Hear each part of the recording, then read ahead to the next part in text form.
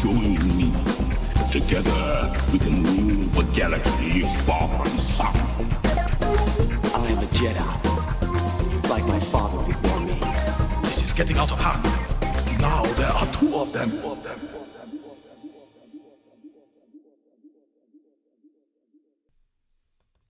Hello there, Space Wizards, Plastic Spacemen, and Rebel Princesses. This is Todd Hoffman, and this is Big T and Little T, a Star Wars podcast. Welcome to episode 49. Today we're going to be talking about the Star Wars Resistance, episode 3 of season 2, Live Fire, and that's what we're going to be talking about today. Unfortunately, my little buddy Trent is not with me, so it's just going to be a lot of Big T tonight. Yeah, we've had a pretty cool last 2 weeks. Trent and I are still on this kick of X-Men, and so we've watched 4: Last Stand, X-Men First Class, Wolverine, and Wolverine Origins and the Wolverine. Obviously, especially with Wolverine, I had to be somewhat cautious of that, so we skipped some parts. But we're enjoying. He's enjoying kind of getting introduced to the 20th Century Fox kind of Marvel side of things. So it's been fun, kind of going through these films and seeing them so many years later. Yeah, I mean they still hold out pretty good.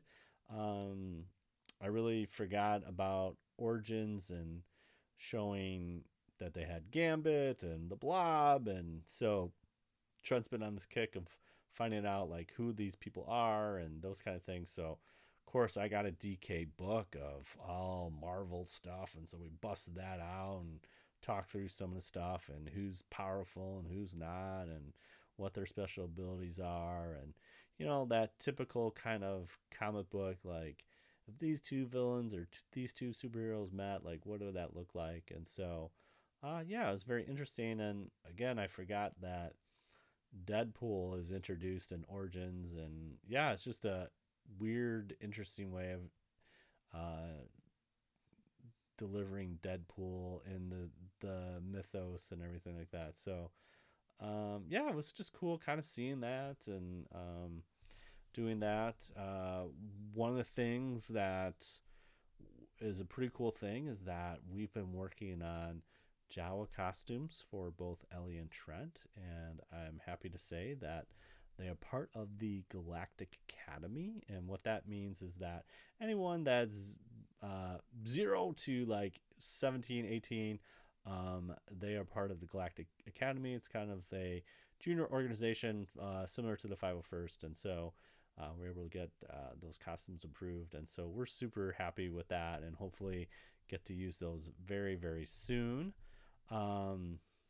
Trent and I are playing a lot of WWE Battlegrounds still, and we're enjoying that, and as well as the Gang Beast.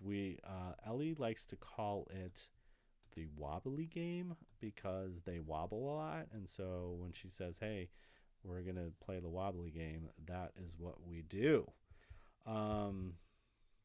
On the wrestling side, not anything WWE related, but was able to watch with my buddy Bobby about it was last week, watch some AEW Revolution.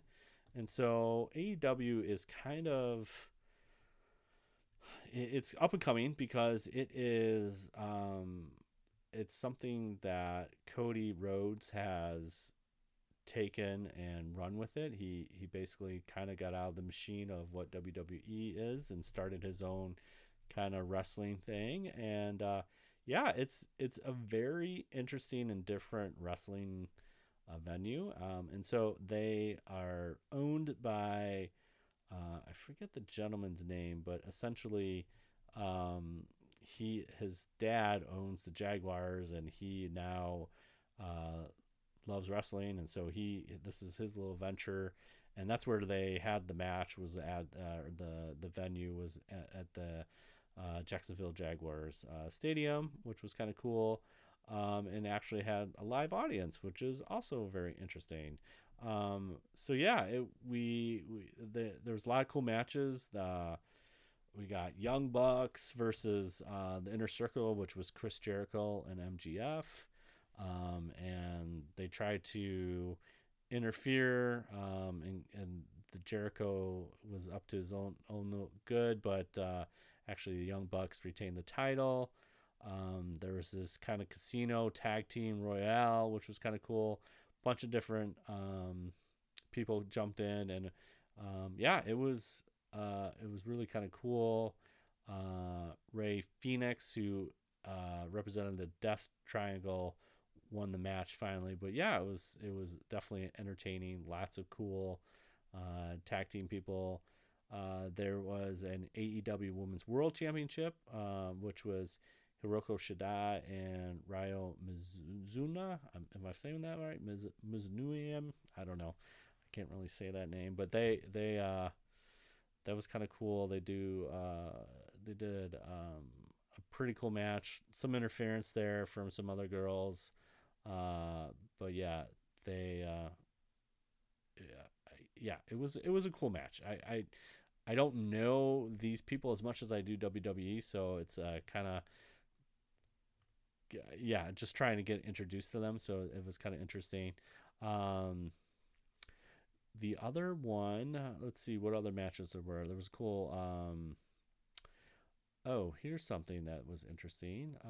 Adam Page wrestled Matt Hardy now in it's called a big money match. And so essentially Adam Page and Matt Hardy were wrestling for their 2021 first quarter earnings, after receiving, some assistance from Adam Page as part of this Dark Order kind of thing. And he won the match, and they drank beer just like Stone Cold Steve Austin. So it was kind of cool. Let's see. There was this other match called Face of Revolution ladder match, and so the winner would receive a match for the AEW TNT Championship. So there was a lot of different competitors. There was a surprise entrant, so it was Cody Rhodes, Penta, Lance, Scorpio Sky, Max Caster, and then the other one, the surprise entrant, was Ethan Page. Ethan Page is from Impact Wrestling, and so that was the first surprise, and so he is assigned to them, which was kind of cool. And so yeah, great match, back and forth, and you had a grab brass ring. Yeah, it was kind of cool. I'm trying to think who won that. Sky, yeah, it was Sky. Scorpio Sky won that match and grabbing the giant brass ring. It kind of looked almost like a Sonic ring, but it was kind of cool. Which I also found out, Bobby was telling me that that's a dig to Vince, because Vince is like, you have to always try to grab the brass ring, which is, we looked it up, and it's something to do with Coney Island and the Ferris wheel. It's a kind of an old thing, but yeah, that was always Vince's, like, you have to be a top performer, and so Cody does that, and that it's kind of cool. Then there was a major talent signing, and actually Christian Cage came out, and Christian is from WWE. He was just on Royal Rumble. Him and Edge kind of had a together moment, and Christian and him fought, but Christian Cage is now part of AEW, which is pretty cool, because also AEW signed Paul White, and Paul White is the Big Show, and yeah, so now he's got some talent. It's starting to really remind me of how WCW kind of came into its own in the 90s, where essentially WCW was taking a lot of these kind of main stairs in WWE, or at that time was WWF, and bring them over to their roster. And so it's kind of exciting seeing some of this talent come over, so a lot of these ex-WWE folks are coming over to AEW, and it makes it very exciting. And speaking about WWE and WCW, Sting and Darby Allin fought Team Taz, which was Brian Cage and Ricky Starks. Brian Cage is built like a house. He's freakishly huge, and both, I would say, Darby Allin and Ricky Starks are kind of lightweight guys, but Sting, older veteran, and they have the street fight. So this was a produced match in a sense. It's like a what they would call like a cinematic match where they go to this warehouse. There's this whole kind of cool intro, but man, this fight is still pretty dope. There is a wrestling ring. They don't do much of the fighting in the wrestling ring, but some highlights were like Brian Cage basically takes Darby Allin and puts him in a suplex and literally walks up like a flight of stairs. There's a lot of glass breaking. There's a lot of, there's just all these kind of different stuff. Darby Allin does this killer elbow drop from one area to this other area to Brian Cage, and he falls a couple floors. I mean, it's pretty intense. Sting and Starks kind of go at it. Sting won the match by performing his Scorpion Death Drop. No big deal. It's just a great match. It was fun. It was fun seeing Sting. Sting took a bunch of bumps. So Darby Allin, it was really cool. The main event was very interesting. Kenny Omega, who is the defending champ of AEW World Champion Wrestling, and Jon Moxley in exploding barbed wire death match. Now, Jon Moxley is also a ex-WWE guy. And they have this this is from Japan, where they have this exploding barbed wire death match. There's a lot of anticipation when they first do it. They don't hit the barbed wire, but then they finally get into it, and there's blood and all this stuff, and it's just crazy. There was this thing at the end where they say you only have 30 minutes, and it gets to end of the 30 minutes. Omega basically has Gallows and Anderson, who are also ex-WWE guys, but they play on Impact. It's kind of hard. You got to keep up. But anyways, these two goons kind of take out Moxley, and then they get out of there, and Moxley loses. Omega wins, but then the ring is going to explode in 30 minutes, and there's this big countdown. And then it was like a big dud, and so they kind of handcuff Moxley. He can't get out. This other guy, Eddie Kingston, kind of comes in and helps Moxley protect him from this explosion. The explosion was kind of lame, but yeah, it was a whole thing, and it was whatever. It was cool. The whole night was awesome. That was unfortunately a little dud, literally a dud of a firework kind of thing. But a lot of bumps, a lot of cool things. There was a lot of blood. It was very interesting. But I heard that the crowd kind of booed too, because it was like a weak, they call that a weak finish. But the medical personnel run in, and they're trying to sell the explosion and stuff like that, but really nothing happened. So yeah, it was kind of cool. It was cool. So yeah, if you're interested in a different take on wrestling, check out AEW. So it's pretty cool. They do stuff. They have this show on Dynamite, and I believe that is on TNT. So yeah, check it out. But we are here for our main topic, and we're going to talk about Live Fire. This is the third episode of season 2. It originally aired on October 20th, 2019 on the Disney Channel. So the official description is with the Aces in need of combat training, Jaeger becomes their new squad leader, and Cass joins the team. Meanwhile, Tam begins her own pilot exercise with the First Order. I really enjoy this episode. I don't know. It's interesting. I'm getting used to how Star Wars Resistance is, and kind of got over that. But it's simple. It's simple, but yet it's still Star Wars. It's still cool. Essentially, you have this idea that we have, like the official description describes, is like you have these two different training regimens, and a sense that the Jaeger is brought in to basically take control of the team, and I kind of like that. And they how the scene opens up is basically they're licking their tails because of what the First Order almost did, and and it's kind of interesting. Griff, who was an ex-Imperial, says that he was with the Galactic Emperor. He knows how their kind thinks, and he says that the essentially First Order is not going to stop until they find them, and so we have to get better.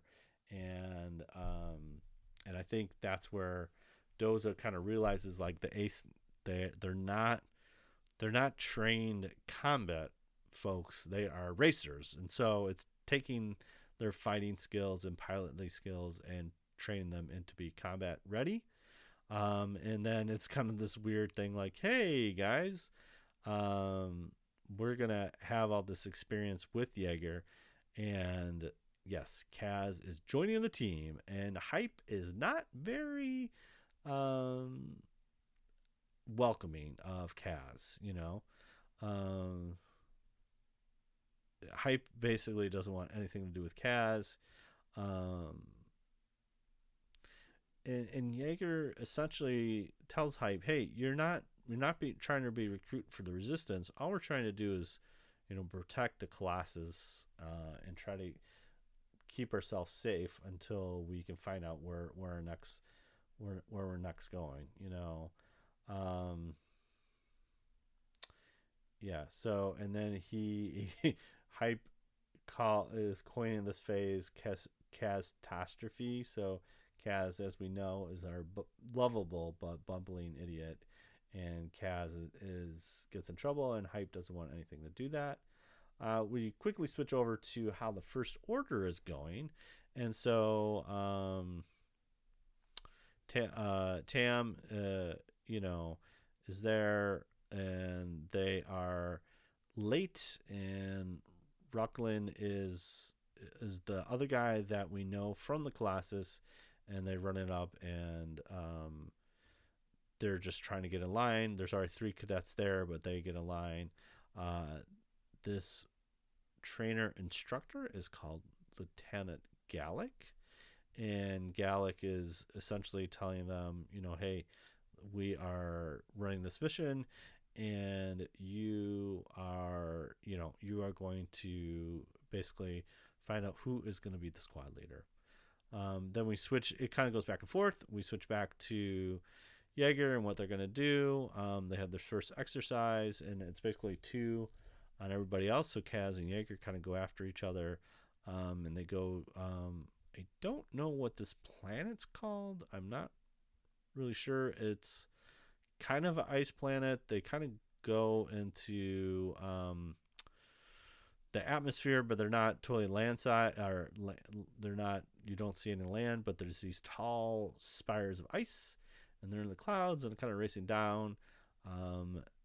Guess what? There's illusions of a big monster down in the atmosphere. But yeah, they kind of fly, and Hype is not playing as a team member, and Jaeger and Kaz get the upper hand, and yeah, it basically, Hype is not happy, and it takes a dig, so basically Jaeger and Kaz take out the whole crew, and they get back to the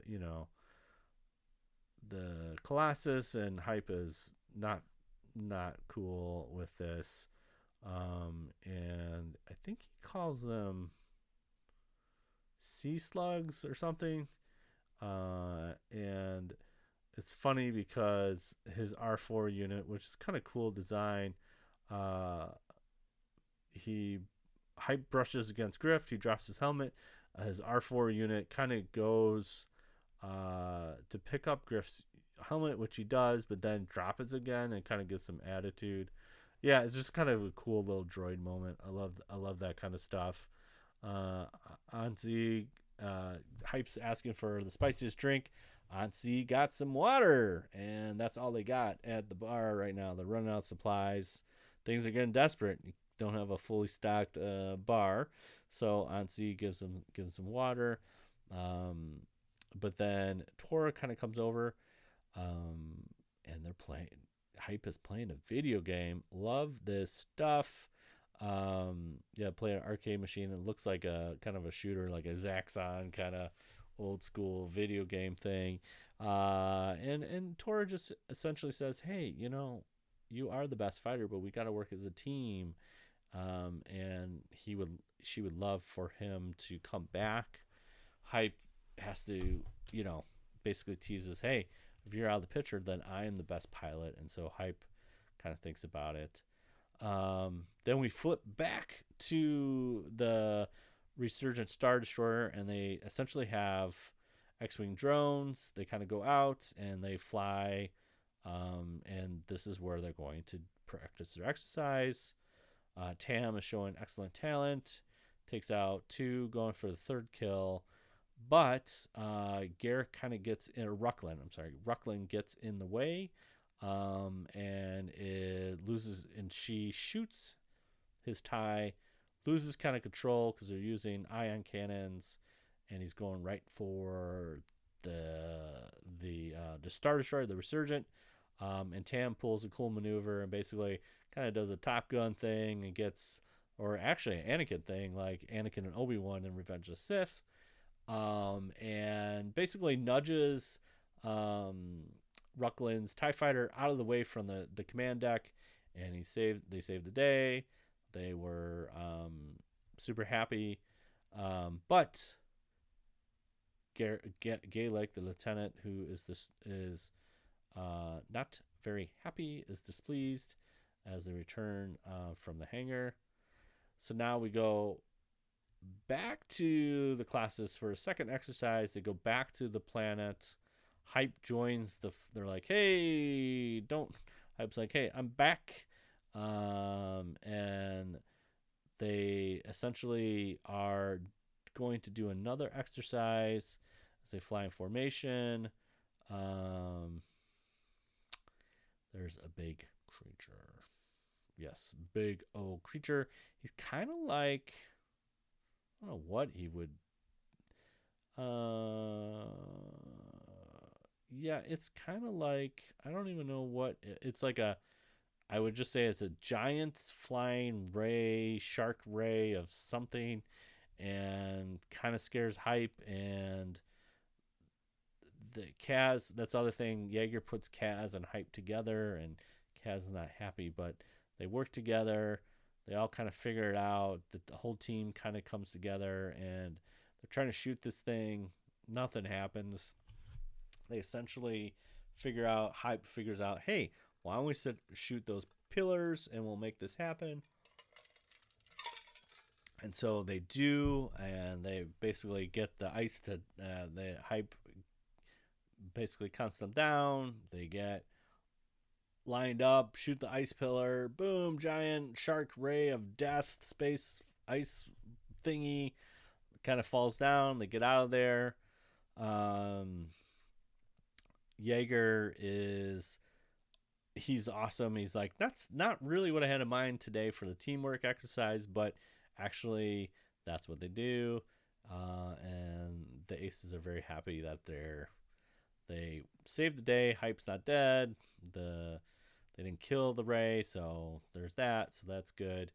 And then we flop back right to the Star Destroyer hangar bay.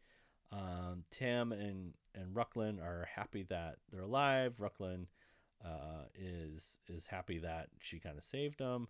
But essentially, Gaelic says that stunt cost her squad leader, and we don't do that. It's essentially survival of the fittest, which is an interesting take. Again, we're seeing 2 different training exercises, and that's essentially the whole point of this episode, is just showing the contrast between the First Order and the Resistance. And obviously the Resistance is there to build camaraderie, teamwork, get to know each other, and the First Order is essentially next in line, So Tam is understanding that you gotta follow orders.